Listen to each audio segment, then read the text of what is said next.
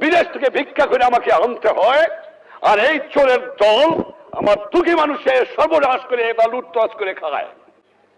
এই জন্য জীবনের যৌবন নষ্ট করি নাই, এই জন্য শহীদরা রক্ত দিয়ে যায় নাই যে কয়েকটা চোরাকার বাড়ি মুনাফাখোর ঘুষখোর দেশের সম্পদ বাইরে বাইরে করে দিয়ে আসে, জিনিসের দাম গুদাম করে মানুষকে না খাওয়া মারে।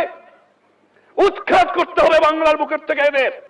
টাকা নাই, পয়সা নাই, চাল নাই, ডাল নাই, রাস্তা নাই, রেলওয়ে ভেঙে দিয়ে গেছে।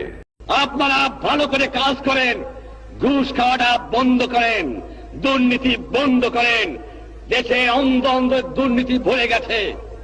আমি আশ্চর্য হয়ে যাই, যাও ভিক্ষা করে আনি, তাও চাটার গোষ্ঠী চাইতে খেয়ে ফেলায় দেয়, আমার গরিব পায় না। এত চোরের চোর, চোর কোথেকে যে পয়দা হয়েছে আমি জানি না। পাকিস্তানে সব নিয়ে গেছে, কিন্তু এই চোর টুক ফিরে গেছে আমার কাছে। এই চোর নিয়ে গেলে আমি বাঁচতাম, কিছু দালাল গেছে, কিন্তু চোর গেলে বাঁচা যাবে। শতকরা 20 জন লোক শিক্ষিত, আমরা শতকরা 20 জন, তার মধ্যে শতকরা 5 জন লোক আমরা বলতে পারি আমরা শিক্ষিত। আজকে একটা কথা প্রশ্ন আমার, এই যে দুর্নীতির কথা বললাম, আমার কৃষক দুর্নীতিবাজ না, আমার শ্রমিক না, তা কে?